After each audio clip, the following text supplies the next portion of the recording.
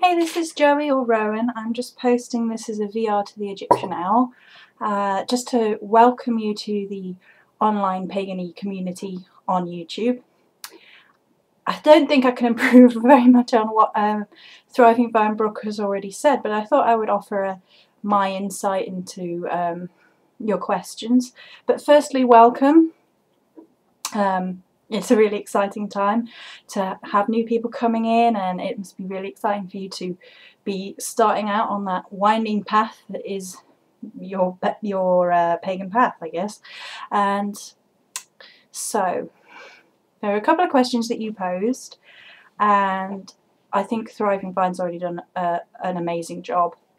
But I thought maybe I would just share my experiences more than opinion, because I think she's covered it all.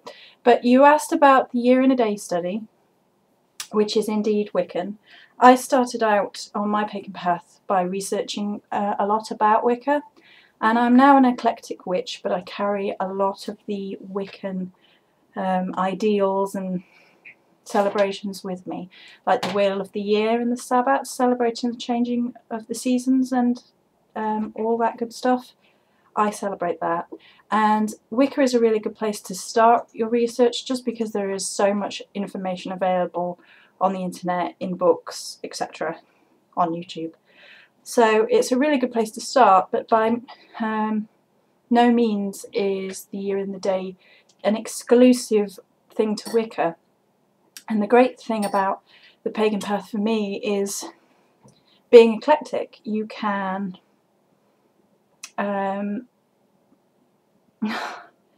take pieces from all types of different paths and investigate all different types of paths, and if something really resonates with you and something you really connect with, you can then take that and incorporate it into your path.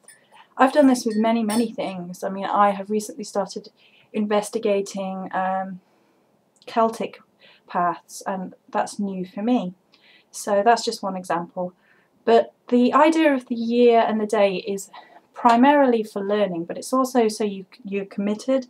You commit yourself to the year and the day to learn, but by the time you get to the end of the year and the day, you understand and have a thirst for knowledge, and it just continues throughout your path, that you keep reading, keep investigating, keep questioning, keep challenging yourself. And I think that's a really wonderful part of the pagan path. So absolutely do that if you feel very drawn to, but I would say it's a lifetime of discovery and adventure, and that one part of that is through education, if you like, learning about different walks of life, all different types of walks of life, and finding meaning and connection with the divine. And the second one was about altar placement, and there are theories about where your altar should go.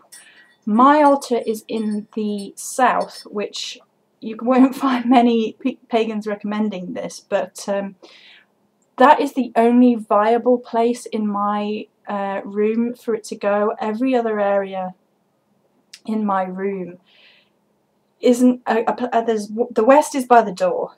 The north is between the wardrobe and the bed. The east is where the side of the bed that the gnome sleeps on. So the south is the only viable place for it to go.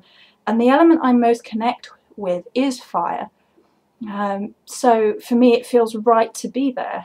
And Thriving Vine touched on this, and I'm just going to say a little bit more of what I think is that when something feels really right for you intuitively, such as altar placement or where you're putting your statues or anything like that, when it feels right intuitively, that is you listening to your instinct, which comes from the divine. So if it feels right to be set in a certain corner and in a certain layout, then that is right for you, and you should go with that feeling.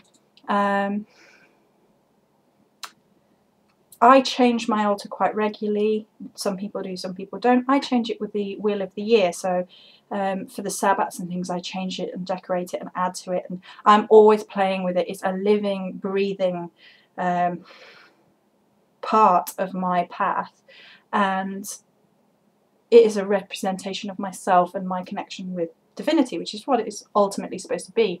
A place where you go and it helps you dial in and connect with your divine, whoever your god and goddess representations might be.